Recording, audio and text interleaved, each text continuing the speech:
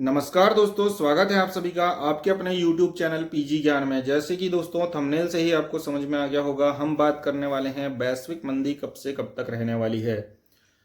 दोस्तों अभी वर्तमान में जो समय चल रहा है, सितंबर 2025 से लेकर अभी वर्तमान में जब मैं यह वीडियो शूट कर रहा हूं, आज है 11 जनवरी 2026। अभी तक का जो समय चल रहा है, छत्रभंग का, राष्ट्रभंग की स्थितियां जो है देखने को मिल रही हैं। जैसा कि हमने अभी हाल ही में देखा बांग्लादेश का, उसके बाद में अभी अमेरिका ने वेनेजुएला के राष्ट्रपति को लेकर आ गया है और आगे उनको मार्च में उनकी अगली पेशी की तारीख निर्धारित की गई है। तो यह सभी चीज़ें आपके सामने हैं और आप लोग पहले से यह भी जानते होंगे, सोशल मीडिया में कई लोग कह रहे हैं कि आगे आर्थिक मंदी की संभावना है, लेकिन स्पष्ट रूप से यह आर्थिक मंदी कब आएगी और किस पे इसका असर पड़ेगा, इस पर हम विशेष रूप से फोकस करेंगे। तो दोस्तों जब हमारा नया संवत्सर आरंभ होगा 19 मार्च 2026 से, जी हाँ दोस्तों 19 मार्च 2026 से नवरात्रि और हिंदू नववर्ष की शुरुआत होगी। यही जो समय रहेगा दोस्तों, जब आप विशेष रूप से कह सकते हैं कि हाँ अब हम आर्थिक मंदी के दौर में विशेष रूप से पहुंच चुके हैं, जबकि इसकी शुरुआत आपको फरवरी से देखने को मिल सकती है। जी हाँ, फरवरी से इसके अच्छे खासे सिम्टम्स आपको देखने को मिल सकते हैं कि हम सभी मंदी की तरफ बढ़ रहे हैं। बाजार में कहीं ना कहीं गिरावट दिखाई दे रही है। इस मंदी का असर विशेष रूप से शेयर बाजार में देखने को आपको मिलेगा कि बाजार नीचे की तरफ जा रहा है और विदेशी जो निवेशक हैं ये बाहर की तरफ जाते हुए दिखाई दे रहे हैं। इसके 2-3 जियोपॉलिटिकल रीजन भी सामने आते हैं, जिसमें एक हमारा जो टैरिफ का प्लान है कि 500% टैरिफ का प्लान अभी चल रहा है वर्तमान में, यह एक प्लान इसमें है। एक और रीजन आपको देखने को मिल रहा होगा कि बार बार फेड रेट कट हो रहा है। एक और रीजन यहाँ पर देखने को मिल रहा है कि जापान अपना इंटरेस्ट रेट बढ़ा रहा है। तो यह सभी कारण भी उसी तरफ इशारा कर रहे हैं कि आगे मंदी हो सकती है। लेकिन जो मंदी होने वाली है इसका जो समय रहेगा वह कुछ विशेष रहेगा। और एक चीज और आपको देखने को मिल सकती है कि यहाँ पर जो आर्थिक मंदी आए, इस समय नए नए आंदोलन, छोटे मोटे युद्ध या फिर अनेक तरह की कूटनीतियां बनाकर यह आर्थिक मंदी जो है आपको पूरी तरह से देखने को ही ना मिले। क्योंकि आर्थिक मंदी तो लगभग मैंने जैसा कहा कि सितंबर से अभी तक का जो दौर चल रहा है, छत्रभंग राष्ट्रभंग का दौर चल रहा है। लेकिन जिस तरह से हम सोच रहे हैं उस तरह से कार्य नहीं हो रहा है। बिना युद्ध के कूटनीतिक तरीके से कोई भी राष्ट्र कार्य कर रहा है। इसी तरह की कूटनीति इस वैश्विक मंदी को दबाने के लिए भी की जाएगी। छोटे छोटे आंदोलन, छोटे छोटे उपद्रव और नाना प्रकार की चीज़ें आपको दिखाकर इसकी आहट जो है इसे रोकने का प्रयास किया जाएगा।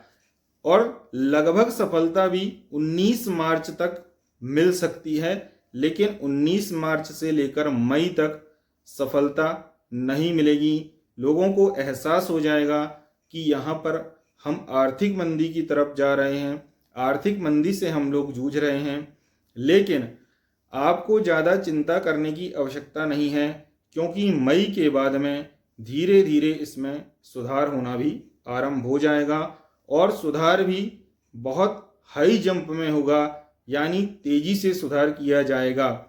जबकि सुधार के जो कार्य हैं यह भी अभी से आरंभ होते हुए देखने को मिल सकते हैं। लेकिन फिर भी यदि मान लो हमारे धर्म ग्रंथ और ज्योतिष शास्त्र कहता है कि आर्थिक मंदी आएगी, तो वह आकर ही रहेगी, इसमें कोई दो राय नहीं है।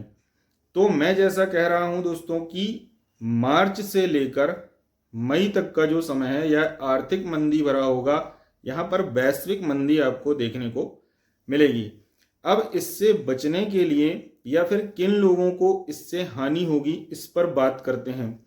तो हमारे जो निवेशक हैं जो शेयर बाजार में विशेष रूप से निवेश करते हैं उन लोगों के लिए यहाँ पर बहुत ज़्यादा हानिकारक समय रहेगा, जिसमें से कुछ रिटेल इन्वेस्टर जो हैं वह इस जगह से, इस मैदान से ही बाहर हो जाएंगे और कुछ रिटेल इन्वेस्टर अलग अलग करोड़पति, अरबपति बनकर निकलेंगे। यानी कुछ निवेशक इतना लाभ करेंगे इस आर्थिक मंदी से कि रातों रात करोड़पति, अरबपति की लिस्ट में वो लोग शामिल हो जाएंगे और कुछ लोग इतना लॉस करेंगे कि वे लोग इस बाजार से ही बाहर हो जाएंगे, यानी दिवालिया घोषित हो जाएंगे। दूसरी चीज, इस समय प्रशासन भी अपना कड़ा रुख अपनाएगा, यानी प्रशासन का रवैया भी जनता को पसंद नहीं आएगा। ऐसी परिस्थितियां उत्पन्न होने वाली हैं। याद रखिए, मार्च से लेकर मई तक का जो समय है यह वैश्विक अर्थव्यवस्था को मंदी की तरफ धकेलने वाला है। इसके सिम्टम्स आपको फरवरी से ही देखने को मिल सकते हैं।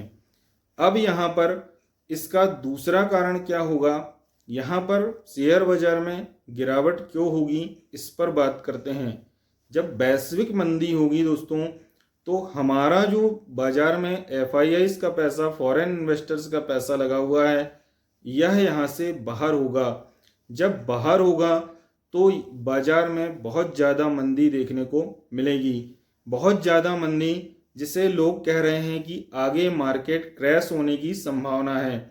तो मुझे तो ऐसा नहीं लगता कि मार्केट बिल्कुल धाराशायी हो जाएगा, क्रैश हो जाएगा, लेकिन हाँ, एक अच्छी मंदी, बड़ी मंदी देखने को मिल सकती है।